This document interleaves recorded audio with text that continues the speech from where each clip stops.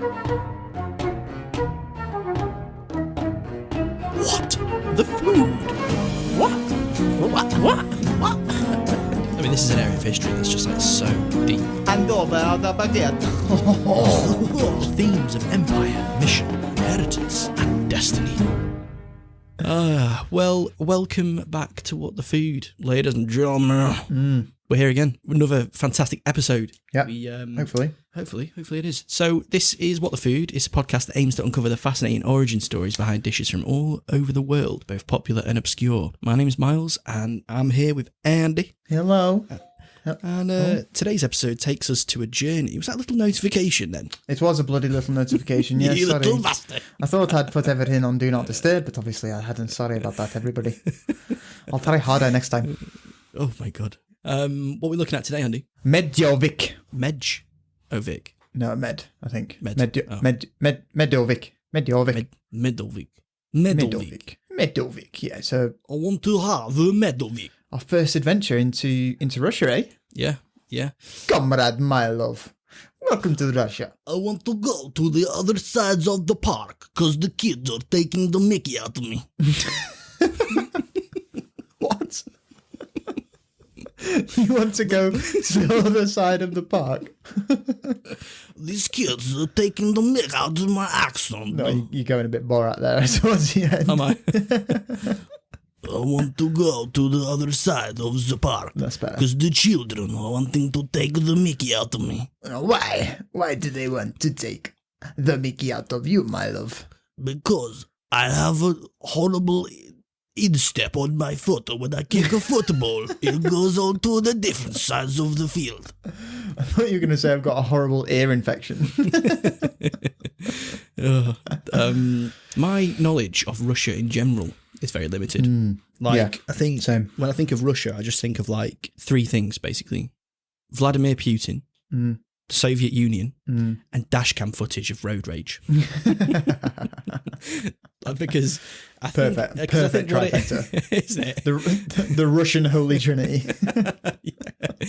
I think it's because it's something to do with the fact that in Russia, to get car insurance, you have to have a dash cam, which is quite cool. I think that's quite a good idea. Like, you don't get insurance on a car unless you have a dash cam, which I think like it's only a good thing that. But that's why when you look on the internet at like dash cam footage and road rage, you'll see loads of it in Russia because in Russia everyone's got a dash cam. Plus, they're just mad as well. Plus they're just more likely to have road rage in the beginning. Yeah. It's always like, the guy in the car in front will get out and he'll have like a hatchet with him. And he'll approach the car with a hatchet. Anyway, so today we're talking about Medovik. It's Medovik, but I would just call it Medovik. Yeah. But obviously there's some sort of Russian accent, pronunciation, twang to it. So I'm going to be saying it wrong, but I'm going to call it Medovik for the rest of this recipe. This is an hour-long recipe. Tune in. Go to the fridge. Open the fridge. Take the fridge. Take out. It depends on your fridge model. Yeah. If you have a Bosch fridge. Yeah. Open it from the right. It's like so slow. Yeah. Please, hurry up, God's sake. Do you have any eggs in the house? If you do, ignore them. You do not need them for this recipe. Yeah. So it's not an hour-long recipe. It's an hour-long podcast episode. Adventure, yes. Into the origins of this Russian honey cake known as Medovik. So I actually didn't know this dish even existed before researching this episode. I had never heard of it, didn't know what it was at all. I went in absolutely blind and bareback. Blind as a bat. You were the one that suggested we cover this dish, Milo. So I'm assuming you know roughly what it is or have had it before in some circumstances. Wrong assumption. Know nothing about it. Oh, okay. I just wanted to... This is why you don't assume, because it makes an ass out of you. Me. No, I just I wanted to do something Russian. Like I said at the beginning, like I just don't know anything about Russia really, and for such like a prominent and influential part of the world, I know remarkably little about it, and specifically about its cuisine. So I thought you'd had it before, so I was hoping you would enlighten the listeners and I with a nice little story about how you ate this Russian honey cake. No, but sorry, you haven't eaten it. So we have no first-hand experience. If you've tried Russian honey cake, Medovik, please write in and let us know. Yeah. We might read it. We might not. No, we will. We will. Depends how busy I am. Right.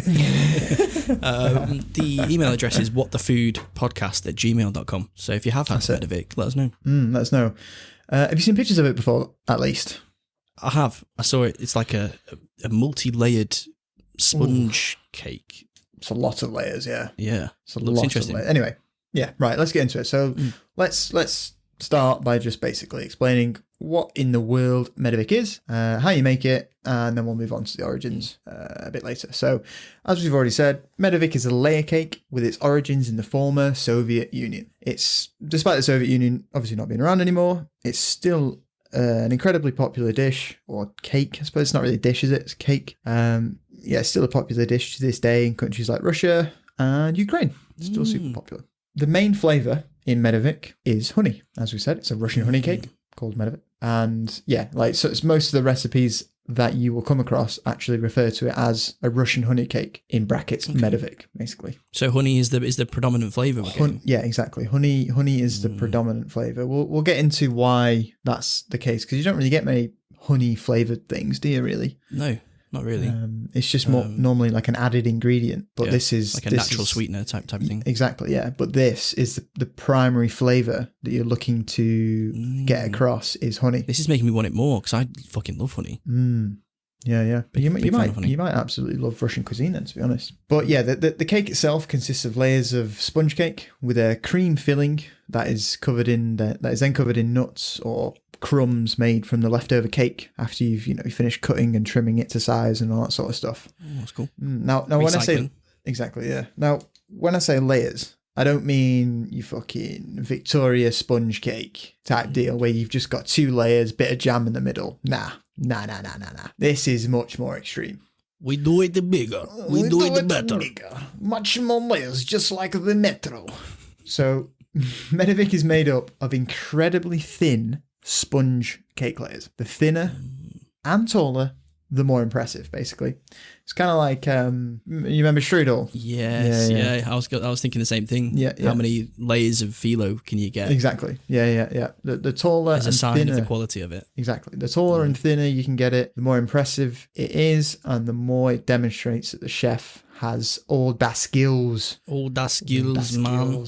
Now, most recipes I read said that 8 layers were a good target to hit. So that's 8 layers of sponge cake sandwiched in between 8 layers of this cream mix. But some mentioned 12 and some even more. So it looks like you just keep going until you run out of each cake. layer is separated by the cream filling. Yeah. Right, okay. So you're locking in that moisture. Yeah. 100%. Of those layers. 100%. So yeah, this is a cake which is known for its lengthy preparation time. It takes hours to prepare and cook this fucking thing. It seems like a right ball ache, honestly. Can I have 2 portions of Medovik, please? Oh, for fuck's sake. For fuck's sake. For fuck's sake. Yeah, it doesn't look like something that you just make on an evening. In fact, it doesn't look like something you'd make at home at all. I'd definitely buy this out. I ain't wasting time making this. I do not recommend. Yeah. So I thought it'd be fun just to guide you through how to make one. Just to give you an idea as to how tedious this shit is, basically. Let me get my notebook. Yeah, get your notebook on. Right, I'm ready. Right, this is a super simple breakdown, but I think it should still give you a good idea of how to make it, or how tedious it is, really. Firstly, you're going to want to make a sponge cake. You writing it down, yeah? Sponge cake. Sponge, that's SPONG. This is this hour-long recipe coming back into play. Spell out the sponge cake. Make sure the spelling is right before you start the recipe. Very important. Don't forget. Right, so you make a sponge cake. Yeah, pretty standard sponge cake. Already, I'm okay. Too much effort for me already. Yeah. It's pretty standard sponge cake though. The only real difference to your Victoria sponge is that this guy's flavoured with honey, as we've already spoken about. Once you've got your sponge cake batter, you divide it into, if you're making an 8-tier cake, into 8 equal parts, and then you've got to bake each layer separately. Right, got you. So 16 times you have to put something into the oven, take it out, let it cool, and trim it so they're all the same size and height. Okay. 16 times. And I think a sponge cake takes half an hour to cook, maybe? 20 minutes, half an hour? Around then. Yeah. So you do the math. Yeah. You're there for a while making this. Yeah, you know what they should call this? Russian faff cake, am I right?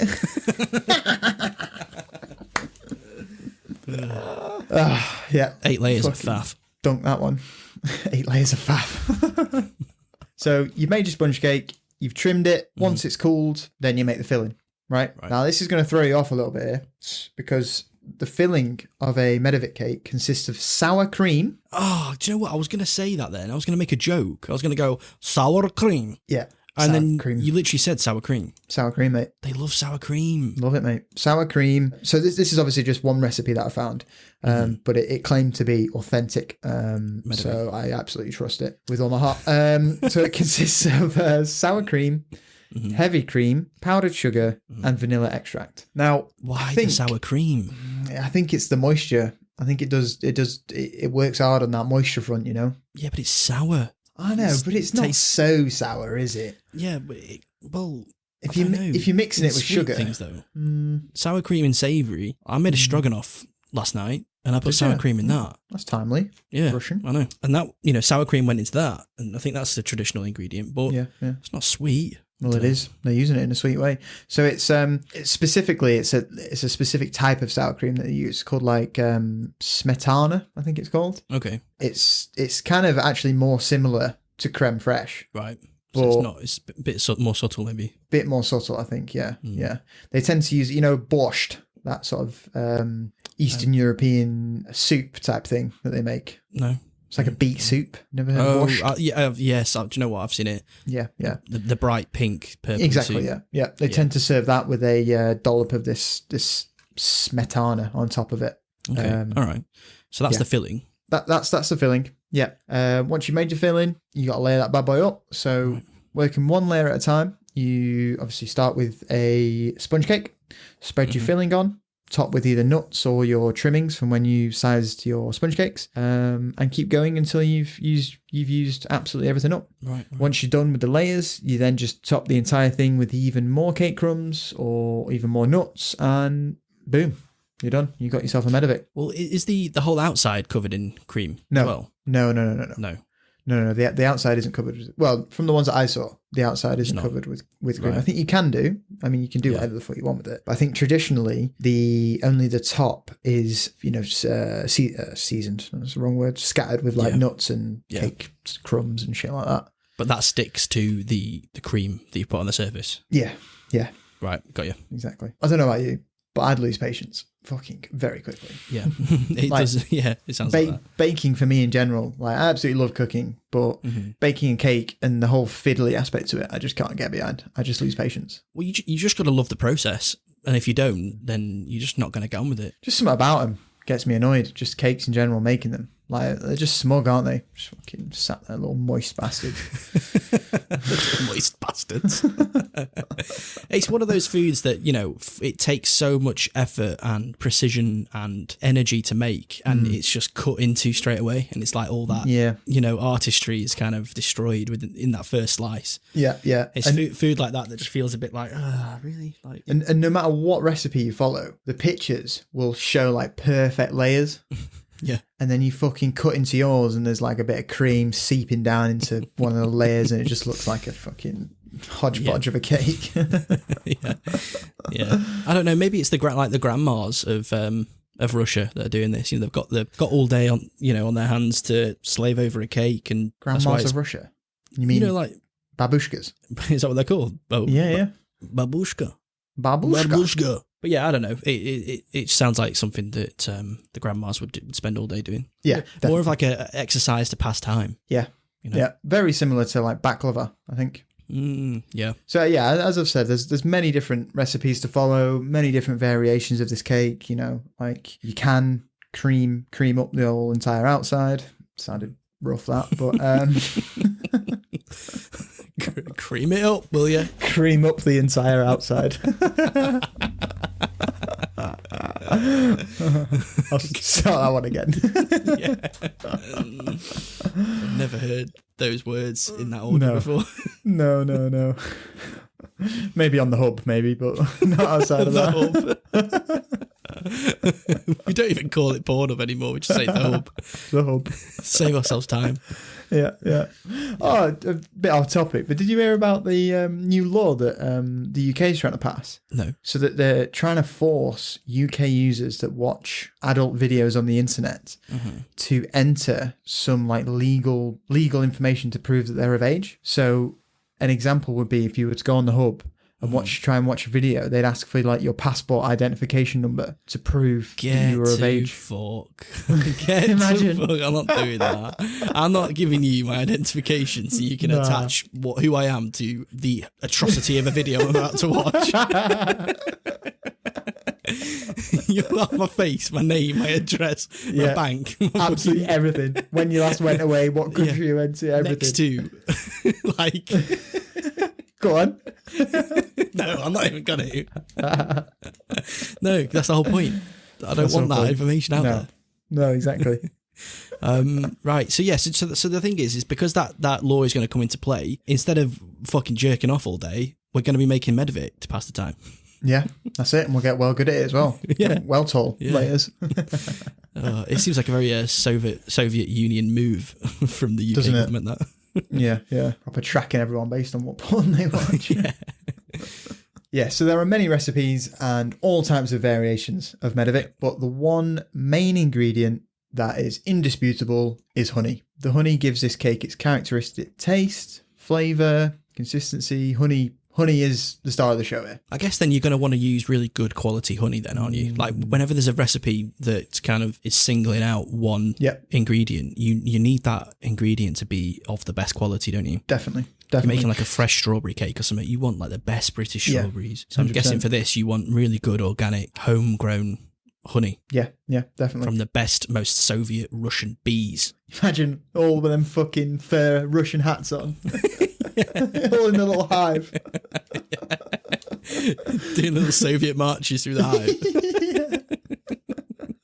Yeah, so I kind of jumped on that whole thing in terms of why is honey such a important ingredient in Russian culture, and we will go into it after we've gone through the origins of Medovik a little bit, because I think it's quite interesting. Right, now we know what Medovik is and how it's made. Let's do what we do best and find out where it originated from, shall we, my love? Let's do it, my love. My name's Mylov, and I'm here today with Andreev. Andreev. Nice. Take me back to the history of the Medovik. Well, here we go. Get ready. Right, as we mentioned right at the beginning, Medovik has long been one of the most popular desserts in Russia and other areas of the Soviet Union, or now deceased Soviet Union. And its sweet story. Fucking hell. And its sweet story begins in the early 19th century in the imperial palace kitchen of Emperor Alexander I of Russia. Ooh, Alexander I. I've heard of this guy. Alexander I. Yeah. What do you know about him? That he's Russian. That's it. Yeah, you've absolutely nailed it there, mate. I'm not going to lie. That's all his Wikipedia page says, is Alexander I of Russia is Russian. He's Russian. No, I've heard the name before. Yeah. But I actually don't know anything about him. Oh, well, you're about to. Get ready. So Alexander I of Russia lived from 1777 until 1825, and he took the Russian throne when his father, Paul I of Russia, was murdered in 1801. Paul, not quite a Russian name, that is it? Really? No, I was going to say Alexander feels like a leader, like a powerful name, and then you just got Paul. Paul, yeah, Paul I. Bit shit, that, isn't it? Yeah. Like no one's murdering Alexander I. Nah, but Paul is getting shanked. Well, funnily enough, he was murdered, and we will go into how he was killed. So his father, Paul I, was murdered by a group of his own counts. Oh my God. They charged into his bedroom one night, pissed as farts after all dining together, and found the emperor hiding under some drapes in the corner of his room, because he's obviously heard him come up. Oh, he's expecting him. Yeah, exactly. Shit. The counts pulled him out of hiding and tried to compel him to sign his abdication to leave the throne. Oh, but obviously Paul refused, being a proud Russian leader. Paul You signed your death sentence there, lad. Yeah, so innit. So one of the blokes struck him with a sword. I think like, the hilt of it, not because struck him with a sword. Just fucking kill him with it. Sign it. Stab him. Yeah. You just killed Paul. Yeah. You can't fucking sign it now. Oh, there's blood all over it now. Right, so he's hit him with the hilt of it, sort of like, just sign it, dickhead. Come on, you dickhead, sign it. But he still refused, so the assassins proceeded to strangle him until he was dead. Wow. And they killed him. And funnily enough, Alexander was actually in the palace, so his son was actually in the palace at the time of the killing, and he had given his consent to the overthrow of Paul, but had not supposed that this would be carried out by this means. Whoa. So he gave the green light to these guys. Yeah, he gave the green light, but he then came out and said he didn't know that they would do it in this way. So he thought that they would just sort of pressure him verbally to sign it. Yeah. Yeah, but exactly. They ended up just killing his dad. Yeah, yeah. How old is Alexander at this point? So I'm just imagining like, you can kill my dad if you want to. No. So his dad, Paul was murdered in 1801, and Alexander was born in 1777. So what's that? He would have been 34. 24, I think. 24. I ain't too good at maths. Yeah, 24. 24. So, okay, so he's old enough to know. Yeah. What he's doing. Yeah, but you got to remember though, like in this fucking age, people grow up well quick. Like, I think this dude was fucking married by the time he was 14. So he's been married for 10 years at this point. My God. Yeah, well, I guess life expectancy was lower. So like everything is kind of, like you said, you're more mature at a younger age at this point. Yeah, exactly. So he's 24, he's married, and he's just greenlit his own father's... Well, he didn't know they were going to kill him, did he? No, but he wanted the throne. That's what he did. Throne. Yeah, exactly. Right. But he didn't punish the assassins, and the court physician declared that Paul had died from apoplexy, which, if I've said it right, means he died because of a cerebral hemorrhage or a stroke, basically. Right, so it's probably that blunt handle of the sword in the back of his head that caused this hemorrhage. Probably. All the hands around his throat, slowly pushing all the air out of his windpipes. Yeah. Yeah, fishy, fishy. Yeah, I think we have deduced what happened to him. So Paul's dead. Fuck him. We've got Alexander now. Alexander the First of Russia. Free Medovik for everyone. That's his first policy. Yeah, mate. There's more pressing things, mate. Honeybees for everyone, man, woman, and child. Honeybees. And double if you're allergic. You need to not be allergic no more. Yeah. No more do I want to have 8 layers of Medovik. Every Medovik has to have 12 layers. By law, or they get a hilt to the head. And then die mysteriously of a stroke. And then die mysteriously of a stroke that had nothing to do with the assailant. Yeah. Well, in addition to putting great policies like that in place, he was actually quite an important figure in Russian history. His greatest achievement was his victory over who else but Napoleon Bonaparte. Ooh, okay. All right. Yeah, so he changed his stance many a times with France and Napoleon. Like, he was neutral to him. Between the years like 1804 and 1812, they were neutral towards one another. They were opposed to one another. They were allied with one another. He changed loads of different times. And what was Napoleon doing at this point? Was he expanding France, or was he... Yeah, exactly. So this is the time of the Napoleonic Wars, where which ran from like 1803 to I think like 1815, something like that, where basically the French Empire was just expanding across all of Europe, really. Right. Like... Going east? All over the place. Right. Just wherever they could. Mainly east, yeah. But, so this is the battle that ended the Napoleonic Wars was the Battle of Waterloo. Right, shit, okay. Which I think was, if I remember rightly, this is fucking history knowledge here, I think it was the 18th of June, 1815. Actual date. I think so, 15, right. I think it is. I think that's how you remember it. Where the English defeated him. Yes. But it wasn't just us. It wasn't just us. We had like a proper alliance with Prussia. With Russia? With Russia, yeah. Or Prussia, as it was known. To stop the French? Yeah. Whoa, all right. On the same side, mate. I mean, I wonder if that was one of the last times that England had teamed up with Russia. I mean, I don't really know. Second World War. Fucking yeah, actually, yeah. That's the big one. That's the big one right there. It's a big one, isn't it? Right, so we've not always been kind of like at each other's throats. No. It's only since like the Cold War that it's only after the Second World War when there was like a power vacuum. Right. Because now when you think of Russia, you think of them paired off with China and UK, Europe paired off with USA. Yeah. You kind of get that vibe going on in the world, but obviously wasn't always the case. No. So, yeah, one of his main achievements was achieving victory over Napoleon Bonaparte, who attacked Russia or invaded Russia in 1812. And if there's one thing that anybody should know is don't invade Russia. Doesn't work. Don't do it, guys. Doesn't work because it gets fucking cold, your supply lines fucking fail, and you just die in the masses. Don't fucking do it. Yeah, and the Siberian tigers. They've got white tigers in Russia. Fun fact as well. So nowadays, the Russian, two of the most popular cakes in Russia are the Medovik cake and the Napoleon cake. Napoleon cake. Whoa. Got a cake named after after they defeated him, which is weird. You'd have thought they would have called it like an Alexander cake. Yeah. But an Alexander cake sounds nice as well. Yeah. But I think it was maybe meant as like a jest, maybe. Yeah. Like we eat this in spite of you. Yeah, exactly. Yeah. Exactly. I mean, maybe we'll do yeah, exactly. You would have had, I think, Napoleon cake in your life. Do you think? Yeah, because it's they're not. We don't refer to them as Napoleon cakes. Right. So we have them over here, but they're under a different name. Yeah. You know that cake where it's like thin layers. I don't know. It's like pastry, and there's like cream in the middle, and you bite into it, and the fucking cream always just comes out of either side.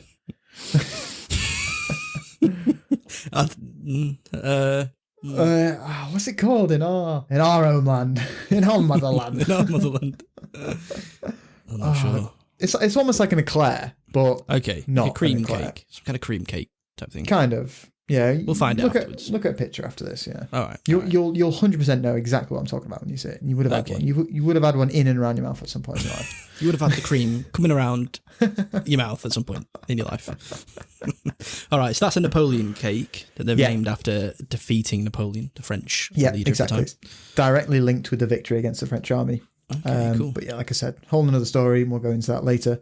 Yeah. I find it fascinating that two of Russia's favourite cakes came from almost the exact same time in history. That's weird, isn't it? And they're not even that similar, really, are they? No, not at all. No, one's flavoured with honey and one's like a fucking cream cake or some shit like that. Something in the water, maybe at the time. They're just cakes just popping off and just... Yeah. Maybe.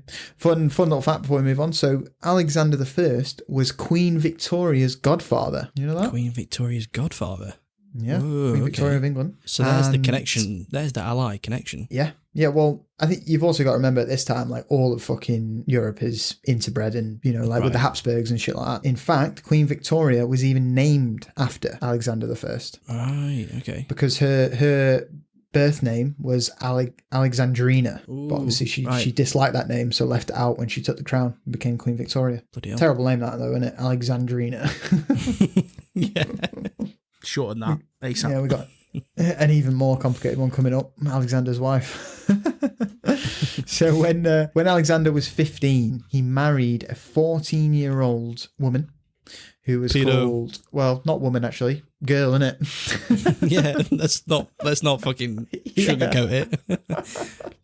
I mean, so he's a child as well, isn't he? So yeah, it's okay. Yeah, exactly. Yeah, it's all right. No one's going to be turning up in your door. The FBI aren't going to turn up, are they? No. So when he was 15, he married a 14-year-old who went by the name of Princess Louise of Baden. Okay. And she later became known as Elizabeth Alexievna. There's a lot of difficult names to pronounce in Russia, isn't there? Yeah, definitely. And I've probably butchered that. I think it's like Alexi Vina, but I'm not Russian. Never spoken Russian before. Could be butchering it. We're doing our best here. Yeah, exactly. But yeah, 14. What are you doing at 14, my love? Probably playing Halo with you after school. Yeah. Riding our bikes to the tennis courts, playing some tennis, going to the game shop and buying the next Halo game. You weren't being married off to a European power. I wasn't the leader of Russia marrying. Yeah, no, I wasn't. Just stop and actually imagine being married at 14 though. Like obviously like we said, it was completely different back then, and it was a norm. But still, that's shit though. Your freedom's gone. Yeah, at 14. Instantly, yeah, exactly. And like so Louisa Baden, funnily enough, was from a place called Baden, which is a place located between South Germany and North Switzerland. Okay. So not only was she married to a random to her, 15-year-old Russian lad, she was also forced to leave her beautiful home in like the north of Switzerland to go to Russia and live with none of her family around. Oh no! I mean, whereabouts in Russia would they have been headquartered? Would it have been Moscow in that kind of area? Do we not know? No, I think it would have been St. Petersburg because that was the old capital. Right. That was the old capital. Again, it's kind of cold up there, isn't it? Yeah. Probably. I think that's even further north than Moscow, I believe. Right. Might be wrong, but good ballet in St. Petersburg. Oh yeah, you been? No, just heard good things about the quality of the ballet. Right. What things have you heard? It's like just the way they spin is good. You know fuck all about ballet. Their poise is sublime. The ballerinas are the best in the world. Right. Just stuff like that. Okay. What about the music that they dance to? Goodness gracious me. It's the prime, exquisite Russian classical beauty. Yeah. It's full of just nuanced notes and melodies of grandeur. Right. What sort of artists are there? Chukliev and Chukliev.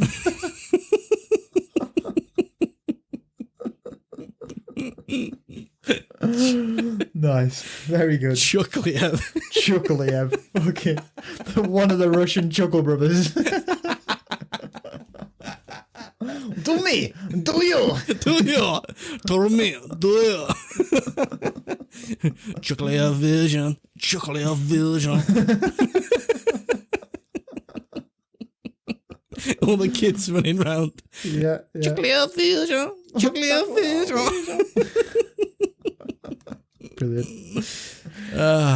Brilliant. I'm surprised you didn't go with Anna Pavlova. That's an easy one. Is it? Where the fuck could I pluck that from? Well, they got a dessert named after her. I thought you'd recognise it. Right, move on. Right, from what I read, their marriage started off as actually quite a happy one. Right. Probably because it was like all new, exciting. You know, they're not living in the fucking streets, they're living in palaces as well. So I imagine it would have been quite nice. Yeah, but definitely. As time went on, they ended up living apart and basically leading their own individual lives. With both of them thought to have had affairs with various different people. So I did some more research on Elizabeth, and some contemporaries at the time described Elizabeth as having an elegant figure, regal carriage, and a beautiful angelic face. She was regarded as one of the most beautiful women in Europe and probably the most beautiful consort at that time. Do you reckon anyone's ever said that you've got a regal carriage? Regal carriage. I mean, carriage is a strange descriptive word to use because you ride a carriage. Yeah. So I think it either means arse or tit. Carriage. I mean, unless it just had a different meaning, but it doesn't look like it. An elegant figure, regal carriage, and a beautiful angelic face. It's an odd one. It's a weird one, isn't it? Yeah. Fair play. She sounds beautiful. Yeah, she sounds beautiful. For a royal person as well, you know. Yeah. Like we mentioned with the Habsburgs and everything. It's Habsburgs, yeah. These royal people, they're not very often genuinely beautiful people. No. Due to the crazy amount of incest they take part in. So she was beautiful, yeah. And it was in Alexander I's court's kitchen that Medovik is thought to have originated. So the story goes that his wife, Empress Elizabeth, Alexievna. I'm just going to call her Elizabeth. Go for it. So the story goes that his wife Elizabeth couldn't stand honey. Right, okay. And any dish that she came across made with honey drove her angry. Which was the majority of Russian cuisine at this period of time. Exactly. She would literally throw a hissy fit if she ran into it, apparently. In any way, shape or form. Like, I'm not sure if she's just a Karen or if like this is her way of rebelling against anything Russian. You know? Yeah, maybe. Like she could have been acting out against Russian and being... What do I have to do to get a schnitzel around here? Exactly, yeah. Where be the apple strudels? Yeah, what's a bitch to do to get a strudel out of some kind of schnitzel or something? So yeah, I think she's just demonstrating her displeasure, basically, about being married to a dude she didn't know and being forced hundreds of miles away where the cuisine is completely different to northern Switzerland, Baden, where she was from. And, you know, she's royalty at the age of 14. Like, she's being served on hand and foot. There's probably, you know, butlers and stuff in the palace and things like. She's going to very quickly become quite big for her boots in that situation. So, you know, she's starting to call the shots. She's getting annoyed that there's honey and everything. Yeah. So the story goes that one day, a new young confectioner started in the imperial kitchen. Seeking to impress the Empress at all costs, he wanted to make something that was completely beautiful, that no one had ever made for the Empress before. But unfortunately for the new confectioner, he didn't know that the Empress disliked honey. And so he baked a brand new cake, flavoured it with honey, used thick sour cream, powdered sugar mix, and built this beautiful looking layered cake out to Elizabeth to eat. I mean, it comes full circle because we were saying, you know, this cake at the beginning sounded like a lot of effort. Like, can we be arsed making this? Well, no wonder we can't be arsed making it because it's designed to be made by a professional world-class artisan baker for a fucking Empress.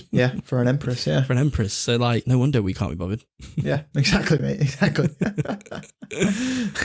So the servers brought out the beautiful cake and cut Elizabeth a slice. Jesus. The crowd went silent, watching, waiting, until, without knowing what she was eating, Elizabeth gobbled down every last morsel of it and fucking loved it. So she didn't not like honey then? She was just being a little... silly little bitch. That's what she's doing. Silly little bitch. Self-entitled little cow. She's getting proper angry at her for liking this cake. Like, she's 14. She's been forced to go somewhere she doesn't want to go. And we're like, ungrateful little bitch.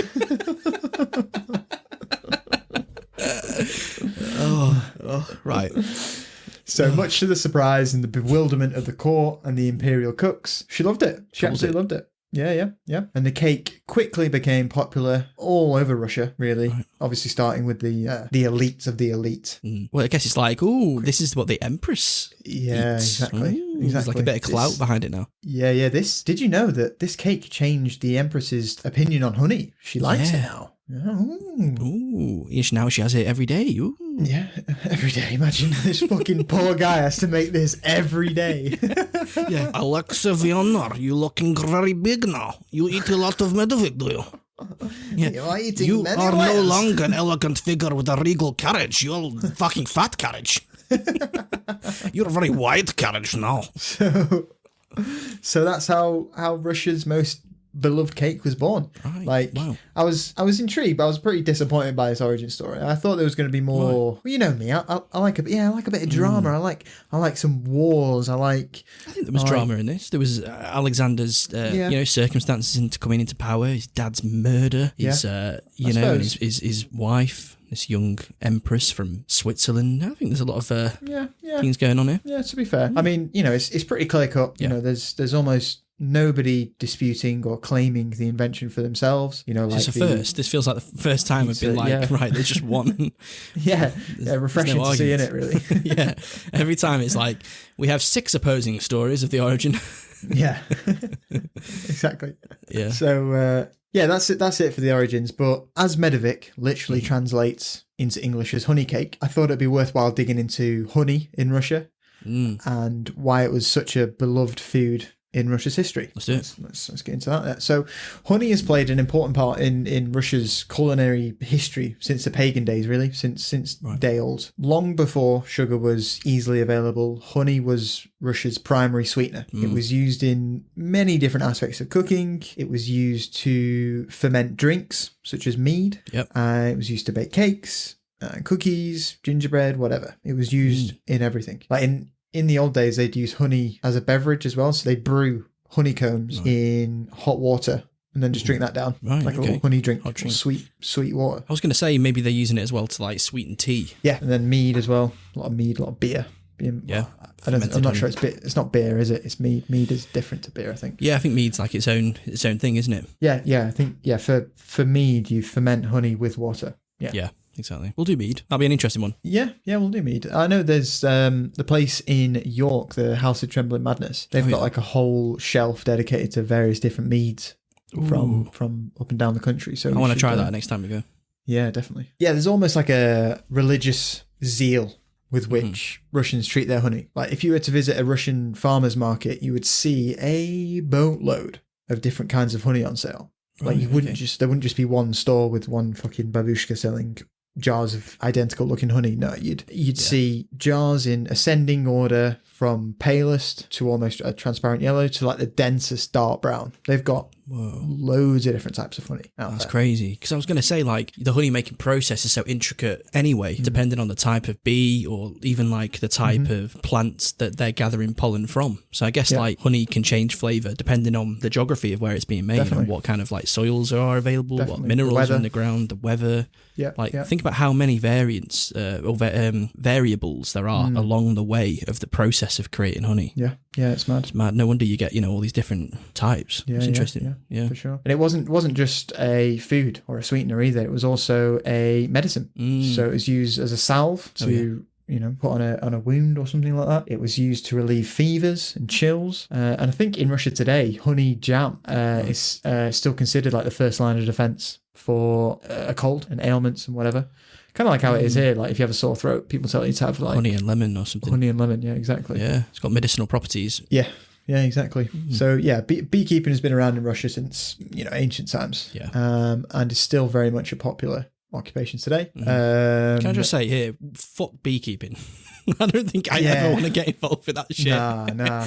It looks way too stressful. It does look stressful, doesn't it? It just, I don't know. Like, I mean, I know you're in a suit and everything, but just, I don't know. Just surrounded by bees all the time. Yeah, exactly. And and apparently like different hives have different personalities. Like it goes that deep. So it's like you get certain hives that behave in a different way than another hive will. And you get some friendlier hives and some more aggressive hives. And I've seen videos online of these beekeepers having to set fire to their hive because they accidentally created a hive of bees that were just way too aggressive, weren't focused on making honey and were just focused on like attacking people. And just like the whole personality of the hive was just like wrong, and he was like crying. The guy was getting like upset. He was like, this is the first time in like 23 years, and I've heard stories of other people having to do this, but this is the first time in 23 years of beekeeping that I've had to do this. And he's like pouring gasoline on it, getting ready to set it on fire. He's getting really emotional, and he's like, I've tried everything. I've replaced the queen. I've and he's like changed the housing. He's tried to do everything, but getting really emotional. Yeah, so he had to set it on fire, and he like filmed the whole thing. Wow. But when I was watching that, I just never knew that like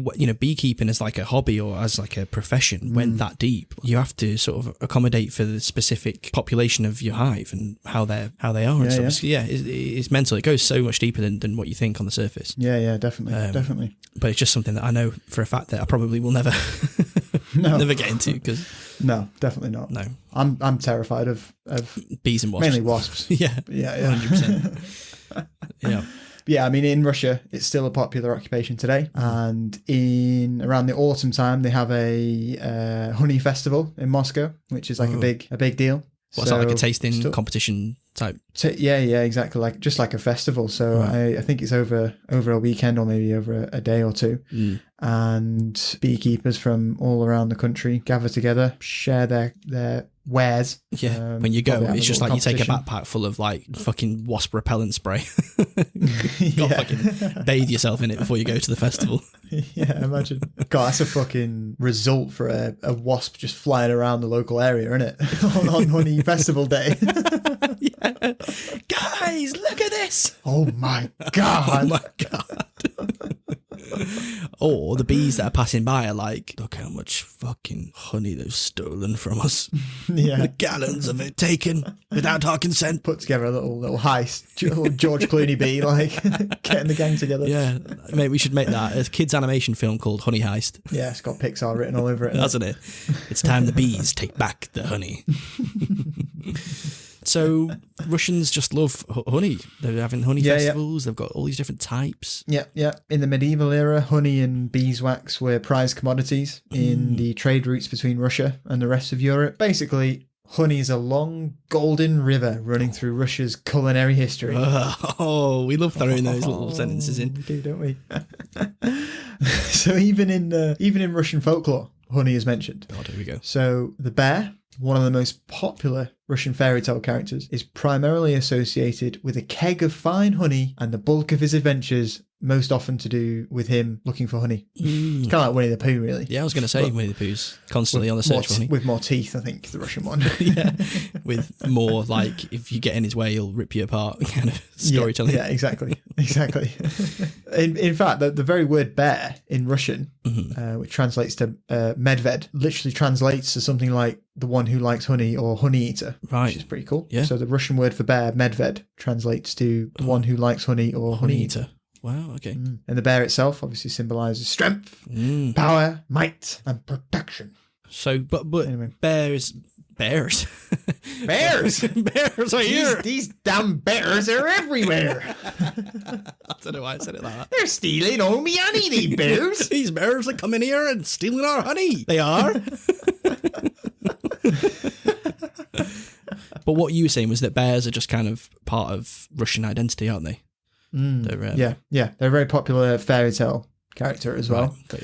And I had a look at some Russian fairy tales, and I'd like to go through some Russian fairy tales that actually feature honey or honey cakes in some way. So the first one we have is from the Russian fairy tale, The Feather of Finis the Falcon. Bit of alliteration there. Yeah, innit? The quote we have from this reads, Marishuka climbed on the wolf's back, and off they went in a flash. They passed wide steppes and velvet meadows. They crossed honey rivers with jelly banks, and they climbed tall mountains that touched the clouds. Honey rivers, jelly banks. Lovely. Sounds like fucking Russian Willy Wonka. Don't it? It blows my mind that there's probably a library, several libraries worth of fairy tales for every single country out there. Oh, that we've just never even heard of. Yeah. Like when I was researching, I found obviously all these. I found it in a book full of Russian fairy tales, and there was like 800 pages. Oh my this God. was just like volume 1. So the next one we have is from the Russian fairy tale Chestnut Grey. Chestnut Grey. In that it reads, If you will only go in my stead to father's grave tonight, Ivan, I shall buy you a honey cake. If you will only that out go... of context is quite funny, isn't it? If you go to our dad's grave, I'll buy you a honey cake. Why is he having to like barter with I know, yeah. with his brother or whatever? Please go to our father's grave. I'll buy you a honey cake. I'll buy you a honey cake. You like honey cake, don't you? That's that was also a was that a children's story? Yeah, so these are all fairy tales. Yeah. Right, yeah. okay. And the last one that we're going to talk about is Emilia and the Pike. Whoa. And in that, it reads, The great noble... No, start again. Sounds like a Murloc. Yeah.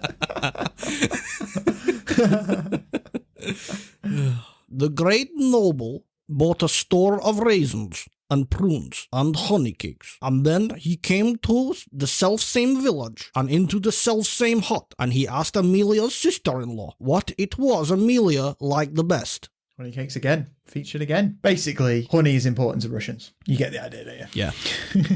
Get it now, idea, okay? You get it. But despite Medovik literally translating to honey cake, most of the recipes, or many of the recipes that I came across online, actually used sweetened condensed milk instead of honey. Sweetened condensed milk? Okay. That's not really a honey substitute, is it? No, exactly. But desperate times calls for desperate measures, I'm afraid, Milo. And the reason why they swap out sweetened condensed milk for honey is communism, I'm afraid. Right. So, yeah, during the communist era, honey was an expensive commodity that most people had no hope in hell of being able to afford. Yeah. So, rather than simply not being able to make their beloved Medovik, babushkas, grandmas, whoever was making the cakes, basically swapped the honey out for sweetened condensed milk, and away they went. Okay. So, have you ever fucked around with sweetened condensed milk? I think I've used kind of condensed milk when I made like a pie. I made some. It was in a tin. It was like a Nestle tin. Yeah. So what you do is you put a few cans of condensed milk in a pot of water, and you cook them for 2 to 4 hours, depending how dark or light you want the caramel to be. Because when you boil condensed milk in the tin, it turns into caramel. Did you know that? No, I didn't. So it comes out like more like honey, I guess. Yeah, absolutely. Yeah. So after you've boiled it, you're left with like a thick caramel, or as it's more commonly known around the world, dulce de leche. Dulce de leche. Whoa. You heard of that before? No. I should have, maybe. That's what it is. It's like a thick caramel. Dulce de leche is like an Argentinian name for it, I believe. I think they coined that name. Yeah. But that's what happens. That's what you're left with when you boil condensed milk. So try it next time. Try it when you're in the shop. Buy a pot of condensed milk. Yeah. It's only like £1, and just boil it for like 2 hours. And you'll be amazed by the results. Whoa! Like an episode of Art Attack. Yeah. Art Attack. Yeah. So he said arse attack. Arse attack or heart attack. More like. Yeah. If you eat all of it, that's what you get. Yeah. So in this communist era, when they couldn't afford honey, they were doing that as like a cheaper substitute. Yeah, exactly. Okay. Exactly. Clever. And this people, aren't they? Yeah, absolutely. And this swap kind of gave birth to the modern Medovik cake as well, and kind of split the cake into 2 branches. You know, you've got the authentic OG with the honey, and then you've got the new modern sweetened condensed milk version. Right. They should just give that a new name, because it's not really Medovik, is it? No, it's not. They should have a new name, a different name for it, maybe. Yeah. As a side note, when I was doing the research for honey during the Soviet Union communist era, I somehow came across the Twitter account for the Communist Party of Canada. You're joking. No. And I found a tweet from January 2019 quoting a Turkish mayor by the name of Makoglu. Right. And Makoglu is quoted as saying, "Those who buy the communist honey will taste good quality honey. They will get a taste of us and will become more communist." What? I think I sent you the picture that I found of him. Yeah. How proud does he look with his little honeycomb? There he is. He's like holding it. He's holding it like he's just painted a picture in like he's holding 2. Yeah, he is. Yeah, let me take a picture of you with your drawing. Caterpillar. Yeah, hold it up. Smile. And he's in his beekeeping outfit. Big thick tash. Yeah. So this guy is Turkish, is he? He's a Turkish mayor in some sort of random ass Turkish town, and for some reason, God only knows, the Communist Party of Canada felt obliged to share this article where he was saying that people should buy communist honey because they will become more communist. What the fuck? Why has this Turkish guy got like connections with communism anyway? No. Why is he giving a fuck? No, literally no idea. And these Turkish commie boy, isn't he? Turkish commie boy lifting up his honey. All right, and he's just connected with the Canadian communist group. Yeah. Oh my god! They just felt obliged to share this riveting quote with their followers. Oh my god! Do you know what? We got through most of that episode and only mentioned communism right towards the end, which I think was good going. Yeah, wasn't at the forefront of the story, really, was it? No, because I mean, obviously the Medovik was originated before communist Russia and communist Soviet Union, so it wasn't really affected. Mm-hmm. It had already cemented itself within Russian culture, I think, quite a lot. Like, don't get me wrong. Like, I imagine like the elite of the Communist Party was still eating honey. Medovik. They were not having to fucking scrape by using sweetened condensed milk or anything. They'd have had their own beekeepers on the grounds and stuff, wouldn't they? And stuff exactly, like that. Exactly.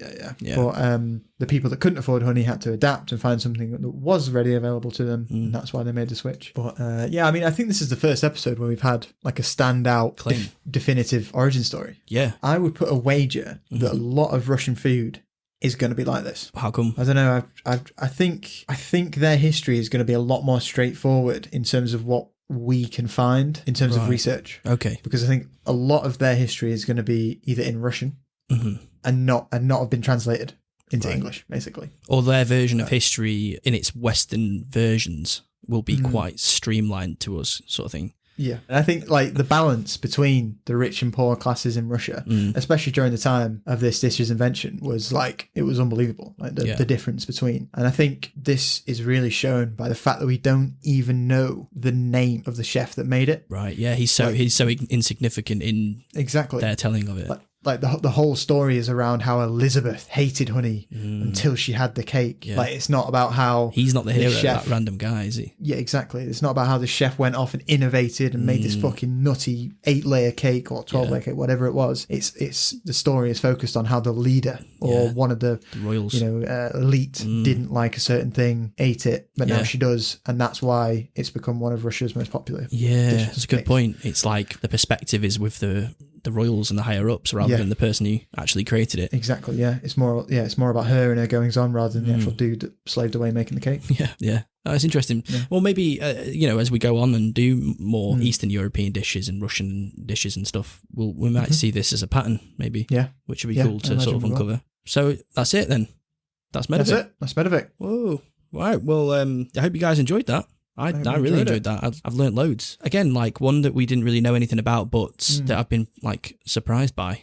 Because going into this, we were like, Medovik, it's not really, we don't really know much about it. Maybe there's not going to be much to go on. But, as you've done the research, there's actually been loads there. Quite a bit. Yeah, that's cool. Definitely. Cool. All right. Definitely. Well, I hope you guys are enjoying these episodes as much as we are making them. We're having a blast. Hopefully, we're getting better and better. We're still very new to podcasting, but I feel like we're getting into the flow of it. What do you think? I feel like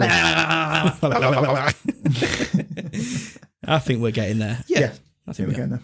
Next episode is going to be a big one, I think. Might, depending on how we're looking as well, might even be a 2-parter, but we will certainly see, won't we? Yeah, I guess just as you do research and you see sort of how much there is, you decide whether we need 2 episodes to tell its true and full and proper story. That's it. All right, well, cool. We'll leave it there then. Thank you ever so much for listening. If you're new here, check out our other episodes. We've got loads of, I think this is our 11th now, isn't it? Or I think so. Around there. So there's 11. Plenty more to sink your teeth into. We've got more episodes coming thick and fast. Thanks for sticking around. See you next time. Bye, guys. Bye-bye. Goodbye.